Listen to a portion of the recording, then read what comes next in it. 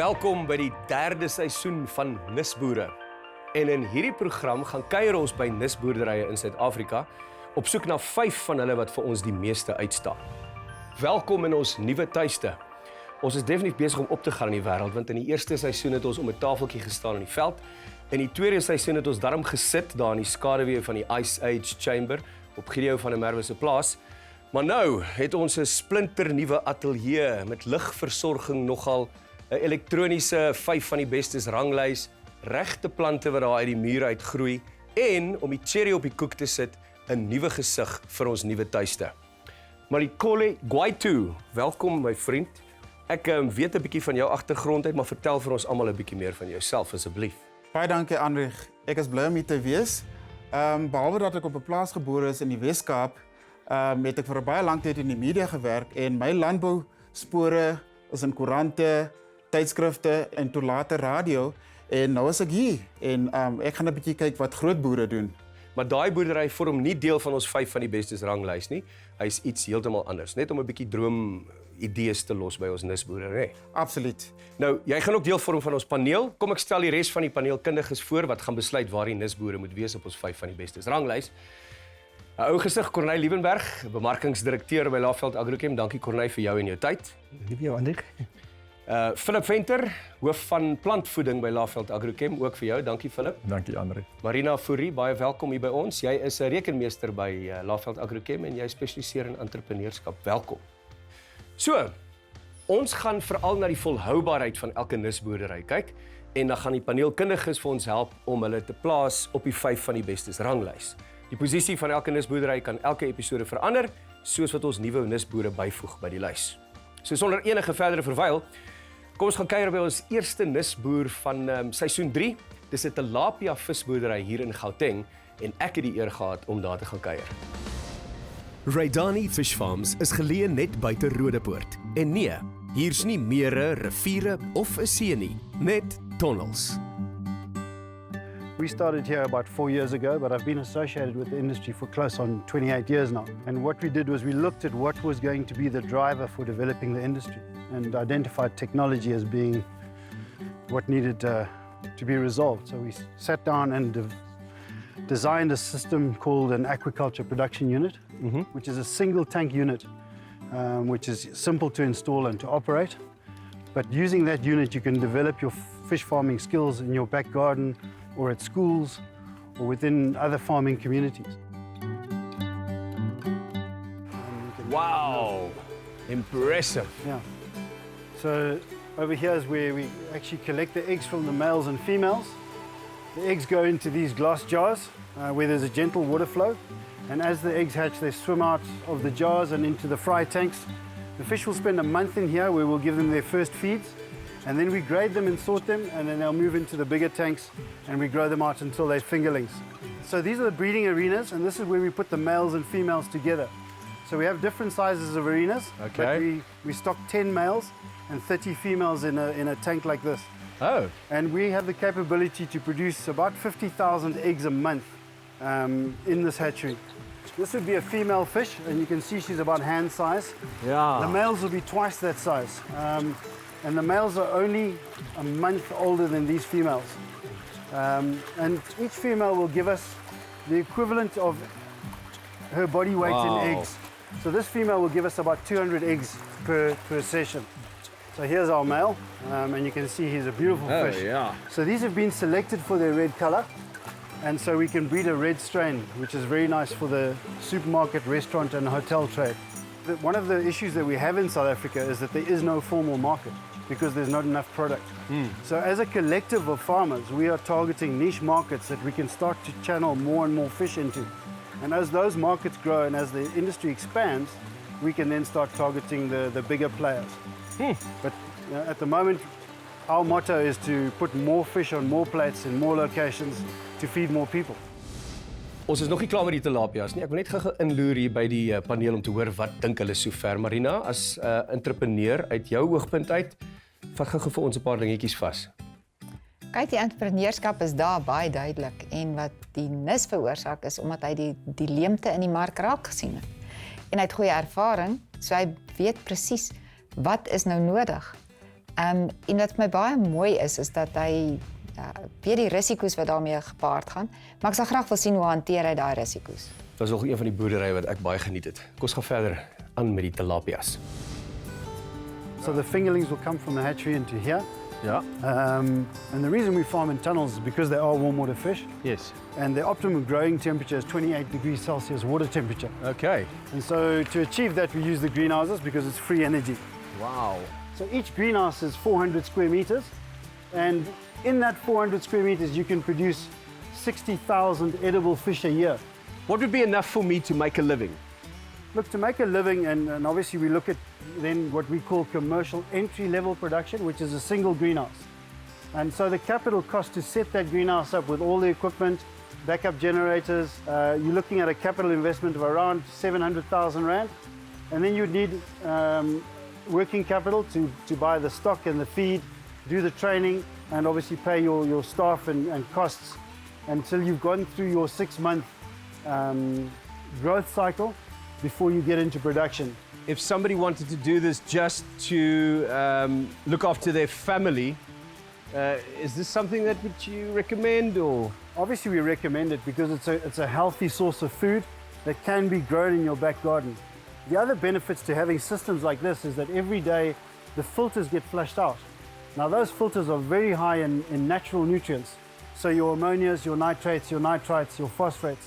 And so all of your leafy vegetables do very well on the wastewater. And how much space do you need to do that? So basically you need the space that's taken up here. So we work on a 5 by 5 meter floor area. Yeah. And then you would cover it with a small, simple greenhouse just to maintain your water temperatures. And then the amount of fish that you stock in here could be geared just to feeding a family, 1 fish a month, 1 fish a week. Yeah. Or you could make it slightly more commercial. Yeah. The volumes of fish that you're going to sell, and maybe you want to do some beneficiation on that product. So a simple smoked fish, you can sell for 2 or 3 times just a fresh whole fish. So there are spaces that you can play with the marketing and the numbers to make it profitable. So there's a lot of water being used here. This is 10,000 litres. No. How long can you use this water for? So all we do is we flush out about 50 litres from the filters every single day. And then obviously as we use that water, it has to be topped up. So this farm will use the same amount of water as an average 4-bedroom household. The other aspect of farming fish is the energy. And you can see we're pumping a lot of water, we're putting a lot of air into the system. But we've sourced pumps and aeration equipment that runs at the same amount of electricity as 3 light bulbs per unit here. How long am I going to take before I make some money? Yeah. So you've got the first 6 months growth cycle. So there's no income for the first 6 months. Once you hit the 7th month, you start selling some fish and you start generating some income. But it's not until the end of the first year and into the following year. So within 18 months, you're now turning over regular income and you're then starting to generate profit. Thank you so much for allowing me to hang out with you. This is very impressive and well done. Thank you. It's been a Good luck pleasure for having you here. And Thank hopefully, we'll watch the industry grow over the next few decades. I will. Thanks. Daai fingerlings is baie oulik, nie waar nie? Okay. Ek het hom. Alright, ek hoop hulle het julle antwoorde gegee op die vrae wat julle gehad het. Kom ons begin by jou, Philip. Geef ons 'n bietjie Ek dink definitief dat hulle vir my goeie antwoorde gegee het, veral op die aspek van risikobestuur. Deurdat die ou se 28 jaar ervaring het hy gebruik om daai aquaculture production unit daar te skep en te ontwikkel, sodat die risiko's van die kliënt wat daar wil betrokke raak aangespreek word. Bykomend tot dit dien hy ook dan nou tegniese ondersteuning en jy hoef nie 'n groot eenheid te koop, jy kan op 'n klein skaal begin en dit dan nou uitbrei. Verder meer wat vir my uitgestaan het is hy definitiewe bydrae lewer tot voedselsekuriteit, dat hy die bekostigbare proteïene vir ons gee. En 'n laaste ene, ek hou daarvan dat hy die produktiwiteit aanspreek deurdat hy die vingerlinge eers teel, dan van daar af gaan hy na die produksie. So jy met ander woorde jy het 'n konstante vloei daardeur deur jou hele stelsel. So nee, definitief 'n goeie nisBOERE. Correct. Ja, ek net bylas, ek kyk mens van die bemarkingshoek af en die feit dat hulle wel hulle webblad gebruik en ek aanvaar seker 'n toep of 'n app. Net omdat dit verbreed jou horison en vir grense. Ewe skielik hoef jy nie net in Suid-Afrika of in 'n geografiese gebied te doen nie, want enige ou kan dit sien en sover so wat jy kan deesdae vervoer of uitvoer kan jy die produk uitvat. En die feit dat hulle gesê het hulle slaan 8 lande, dis goed. Beteken hulle gaan nog baie groei en baie uitbrei in Afrika. Ja. Wally? Ja, ek is baie beïndruk oor sy gebruik van water. water en elektrisiteit kan nog 'n duur saak wees. Ja. En die feit dat dit die water hersirkuleer en ons bly 'n waterskaars land, en dat dit die water na 6 maande oes, is 'n baie goeie ding. Ja. En sy elektrisiteit is soos hy het 'n paar gloeilampies se krag wat hy daar gebruik met elkeen van daai motortjies wat hy. Absoluut. Marina? Nou kyk, ek tel die sente. So vir my maak dit nogal 'n groot verskil dat hy Suid-Afrikaanse produkte gebruik. En dit spaar hom geweldig baie en ek dink op die lange duur ook. En natuurlik is dit 'n bonus as hy dit uitvoer en dis reg Suid-Afrikaans. Dis hy. Ons het ook 'n groot probleem met werkskepping en met ander woorde as dit Suid-Afrikaans hou dan kry dit ons eie werkskepping ook dan verbeter. Ja, ja. Thumbs up vir die tilapias. Yes. Kom ons gaan kyk wat doen Chris. Ek sien benou nie by die Viper Brothers. En na die breek vind ek uit hoekom boer hulle met giftige slange.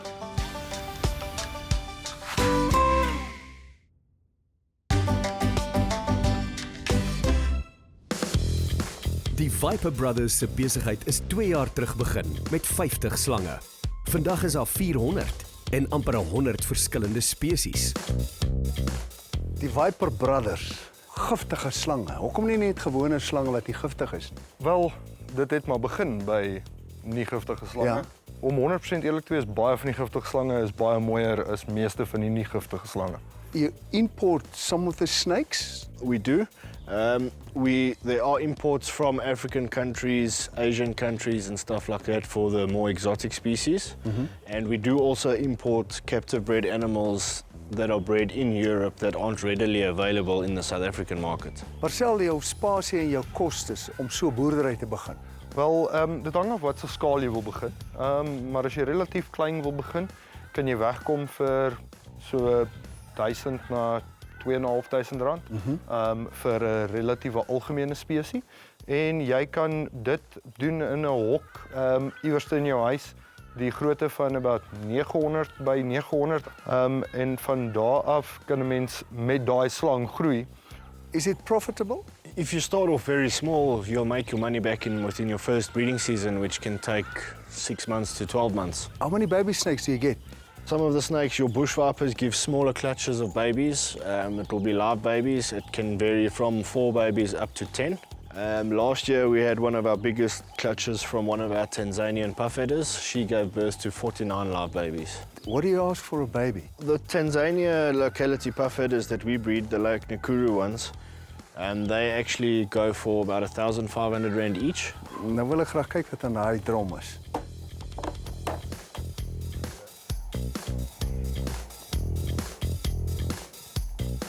Man, maar die ou is mooi. Dit is 'n Pakistani Black Cobra. Nou, hy spoeg nie. Hierdie spesie glad nie. O, glad nie. So wat voer julle hom?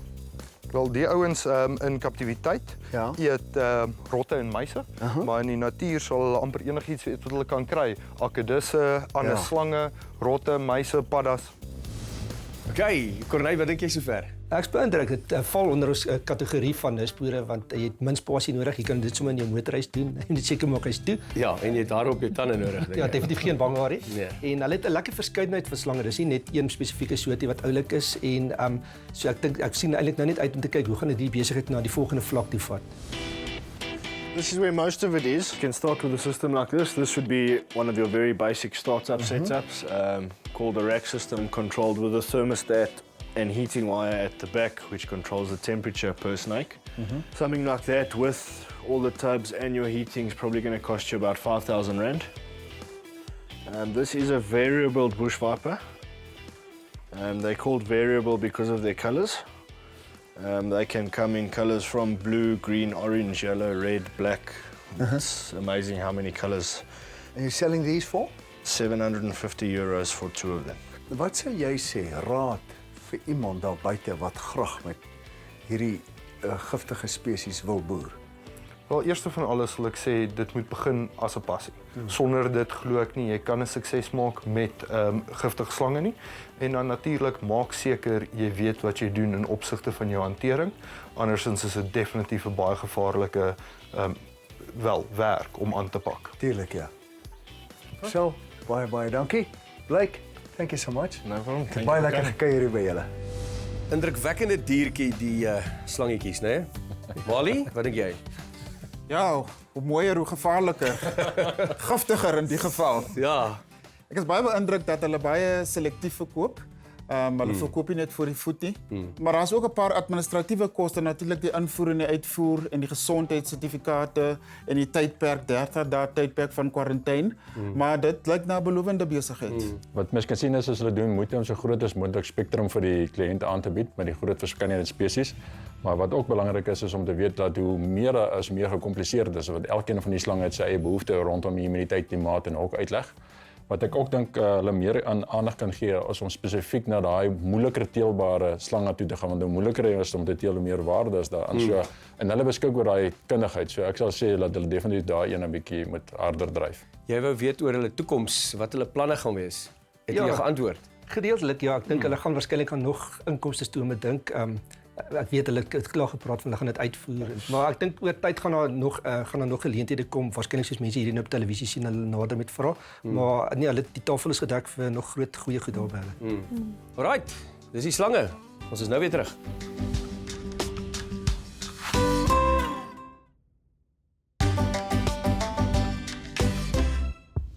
Dis hy, kom ons kyk wat dink die paneel van kundiges, waar pas die tilapia of die slangetjies? Mali? Ek dink nie een van die twee het 'n voet om op te staan nie. Maar ek dink die slange, omdat meeste van die slange ingevoer word, is daar nogals heelwat regulasies waaraan 'n mens moet voldoen. En wat die tilapia betref, hoewel ons reeds tilapia het in sekere restaurante, dink ek vir die onlykende mark sal daar nog baie bemarking gedoen moet word. Ek wil net aansluit wat Marie geëindig het van die bemarking, is maar net nog 'n inligtingproses. So dit is klaar daar, soos hulle sê, is klaar in die restaurante, maar baie keer is dit net soos wat die Karoo lam is baie goed reg gedoen, dat hulle 'n handelsmerk gaan vestig en dit staan vir 'n sekere kwaliteit. En ek dink hulle gaan dit waarskynlik vorentoe ook doen, dat die mense net bewus is van wat presies is tilapia en besef dit is 'n baie goedkoop, goeie proteïenbron. Okay, voor ons besluit watter plaasie waar pas op ons 5 van die bestes ranglys, gaan Mali eers kuier by ons eerste kommersiële plaas, Yotima Flora. Yotima Flora maak gebruik van baie laafveld agrochem produkte. Die belangrikste een is Bravo, wat 'n swamdoder is. 'n Kenner van Blomme sal weet dat roes soos 'n veldbrand deur jou kwekery kan versprei as jy nie voorkomend optree nie. Die Yotima Flora is begin deur my pa en ma. Hulle het in 1992 geëmigreer van Nederland af. En hy het in 2005 sy eie besigheid begin. Wat is uniek van die blomme wat jy kweek hierso? Ja, ek sou sê die uniekheid is maar dat daar redelik 'n groot mark is in Suid-Afrika vir dit. Dit word maar gebruik as 'n filler in die bosse. Julle koop julle steggies in Uganda. Vertel my meer. So ons maak dan hierso kry ons hom as 'n klein steggie, dan maak ons eers wortels aan voor hy hier in die grond geplant word. Ja, so nou hy dan nou in die grond geplant word, dan staan hy nou 9 weke net hierso, waar dan nou lekker groei. Die eerste 2 weke word hy dan belig, waardeur hy dan nou net wortels maak en blare en stingels, so hy groei vegetatief. Vanaf die ligte af dan begin hy nou generatief groei. So dit beteken nou maak hy knoppe en éventueel word dit dan nou blomme. In terme van uitvoer?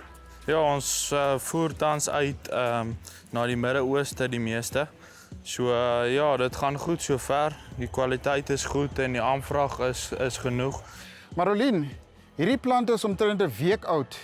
Maar wat interessant is, dit's bo op die grond. Soos jy kan sien is 'n baie kleierige grond, so dis nogal moeilik om in te plant, maar dis nie nodig nie want hy begin al klaar sy worteltjies maak aan die onderkant.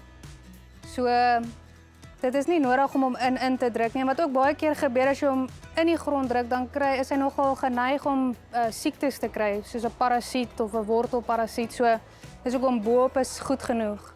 Tim, watse stelsels gebruik julle hier? Ons het verhitting hier binne. Om vir die winter laat ons die kweekhuis kan op 17 grade hou. Dan het ons ook 'n mikro waterstelsel. Wet wool noem hulle dit in Engels.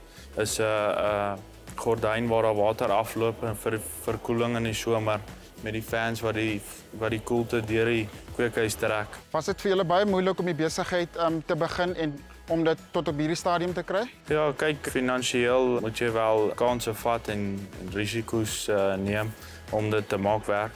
Maar ja, as jy weet wat jy doen en 'n passie het vir wat jy doen, dan behoort dit uit te werk. Sjoe, julle, dit is pragtig hierso. Hoe lank neem dit julle om tot op die punt te kom? Vandat ons die steggie nou uit Oeganda het gekry tot hier is presies 12 weke.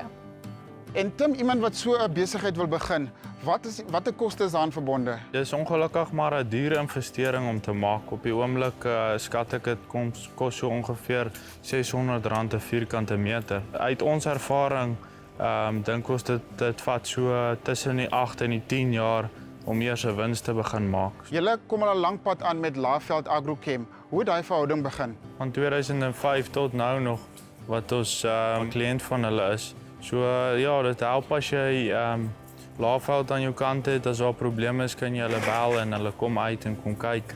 Dit was baie lekker om hier te kuier. Baie dankie vir julle tyd en ek vertrou dat julle besigheid van sterkte tot sterkte sal blom. Dankie, was lekker om jou te hê. Sjoe, wat 'n fantastiese geleentheid om te kan sien hoe ouens wat op die hoogste sport boer in Suid-Afrika hulle ding doen. Mali, jy was by hierdie plaas. Vertel vir ons 'n bietjie wat het jy beleef? Hulle het op 2 hektaar begin. Vandag is hulle op 5 hektaar, maar op die 5 hektaar het hulle 10 kweekhuise. En dit is nie maklik om 'n blomme te boer nie. Alle kliënte wat ons het, moet mens 'n verhouding bou met die kliënte om hulle behoeftes aan te spreek. En daardie behoefte is om hulle risiko af te dek. En so ook as jy as 'n nisboer wil betrokke raak by enigiets, kry vir jou daai vernoot wat jy kan leiding gee om seker te maak dat jy onnodig in slaggate trap nie. So Laagveld wil betrokke wees om jou te help om jou risiko af te dek. As dit dan nou met gewasbeskerming, voeding, enige iets wat jy nodig het om jou besigheid te bestuur. As jy van die begin af reeds die regte goed in het, dan is dit kostebesparend op die lang termyn. Ja, sy het woorde uit my mond gevat. Jy het nie die wiel moet herontdek nie. Dis die hele rede ons wys geleenthede aan die nisboer kant sodat mense sien dis al die opsies wat jy het om te doen, maar dan wil ons ook wys wie het dit al gedoen en hoekom moet jy dieselfde foute maak, want niemand, daar's nie een boer in ons land wat ingestap het alles het gewerk het. Dit is hoekom die gesegde daar is van 'n boer maak 'n plan. Hulle het op 'n harde manier probleme wat daar was moes self oplos en daarom gee ons vir hierdie idees ook om te sien wie is al deur dit en geleer by hulle en dan pas jy dit sommer klaar toe. Kom ons kom by die 5 van die bestes ranglys uit. Ons het die Viper Brothers. Ek het 'n gevoel oor hierdie tweeetjies. Ek gaan nie dit weggee nie. Wat dink jy, Philip? Die Viper Brothers het ons baie van gehou. Dit is 'n eksotiese slang wat hulle verbou daarso en hoe meer eksotiese is, hoe meer inkomste is daarso, maar daar's ook die kompleksiteit daarvan om hierdie aan te hou, verskillende klimate en ook die voordeel van die tilapia boere is dat die risiko word afgedek deurdat hy vir ons die hele stelsel daarso gesit het en dat daar 'n groot mark is vir die tilapia visse. Marina se nog met die rentmeesterskap vir die mense meer leer dat van die goed wat jou 'n besigheid kan seermaak is voorraad en debitere. En ek dink aan die tilapia kant, as jy te veel voorraad het, kan jy ten minste van dit opeet. Maar beide is in eie reg wenners, maar ek dink in hierdie geval gaan die visse net so met 'n kort koppie die slange wen.